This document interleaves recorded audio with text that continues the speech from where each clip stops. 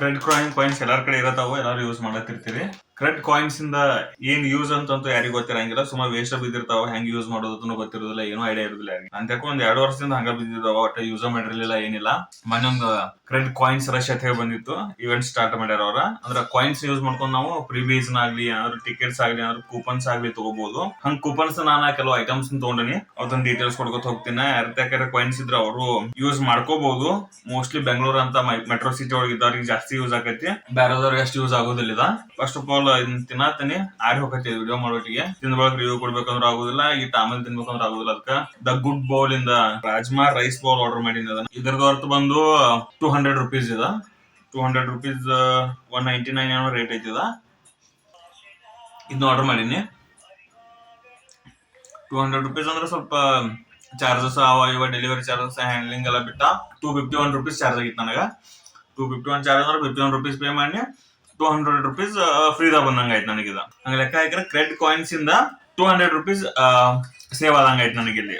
Second thing ಬಂದು chocolate box order ಹಾಕಿನಿ big basket ಇಂದ.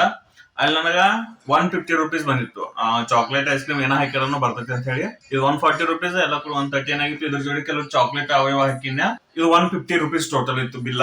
156 ಏನೋ ಬಿಲ್ ಆಯ್ತು ನಂದು. 156 ಮೈನಸ್ 150 ಅನ್ಕೊಂಡ್ರೆ 6 ರೂಪಾಯಿ ಪೇ ಮಾಡಿ ಬರೀ 6 ರೂಪಾಯಿ ಪೇ ಮಾಡಿದ್ 150 ಇದೆ. ಈ ಚಾಕ್ಲೇಟ್ ಬಂತು, ಇದ್ರ ಜೋಡಿ 2 ಚಾಕ್ಲೇಟ್ ಬಂದಿತ್ತು. ಒಂದ್ ಮಂಚ್ ಬಂದಿತ್ತು, ಒಂದ್ ಮಿಲ್ಕಿ ಮಿಸ್ಟ್ ಯಾವ್ದು ಮಿಲ್ಕಿ ಬಾರ್ ಬಂದಿತ್ತು. 2 ಚಾಕ್ಲೇಟ್ ಬಂದಿತ್ತು. ಅಂದ್ರೆ ಆಲ್ಮೋಸ್ಟ್ 150 ವರ್ತ್ ಇದನ್ ಬಂದು. ಅಲ್ಲಿ ಮತ್ತೊಂದ್ ಅಕೌಂಟ್ ಮತ್ತೊಂದು ಬಿಗ್ ಬಾಸ್ಕೆಟ್ ದಾಗ ಮತ್ ಚಾಕ್ಲೇಟ್ ಹಾಕಿನಿ. 2 ಅಕೌಂಟ್ ಇದ್ದು ಮನೆ ಅವ್ರದ್ದು. ಅದ್ರಲ್ಲೇನೋ ಸೇಮ್ 150 rupees ಸೇವ್ ಆಯ್ತು ನನಗ.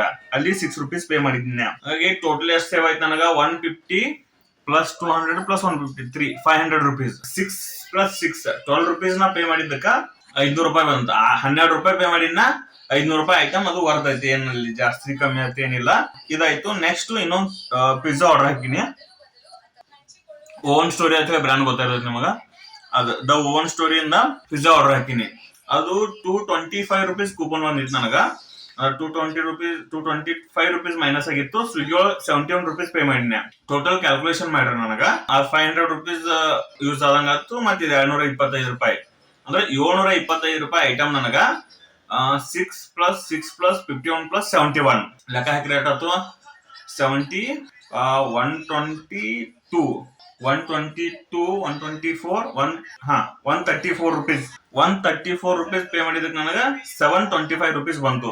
ಸೊ 725 ರೂಪಾಯಿ ಐಟಮ್ ನನಗ 125 ರೂಪಾಯಿ 120 ರೂಪಾಯಿ ಅನ್ಕೊಂಡು 130 ರೂಪಾಯಿ ಅನ್ಕೊಂಡು 130 ರೂಪಾಯಿದಾಗ 725 ರೂಪಾಯಿ ಅಮೌಂಟ್ ಐಟಮ್ಸ್ ಬಂತ. ಅಂದ್ರೆ ಆಲ್ಮೋಸ್ಟ್ 600 ರೂಪಾಯಿ ಬಂದಂಗ ಆಯ್ತು ನನಗ ಕ್ರೆಡಿಟ್ ಕಾಯಿನ್ಸ್ ಇಂದ.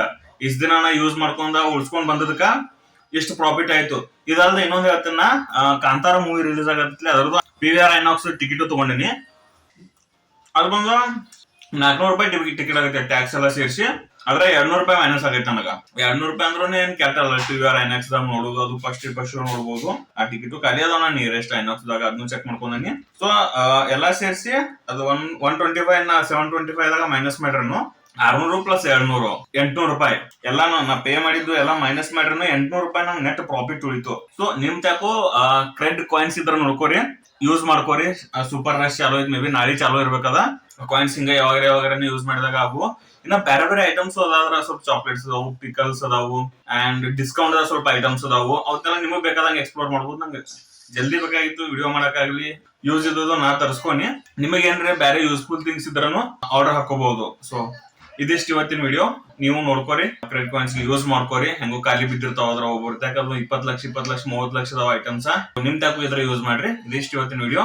Keep supporting. Thank you.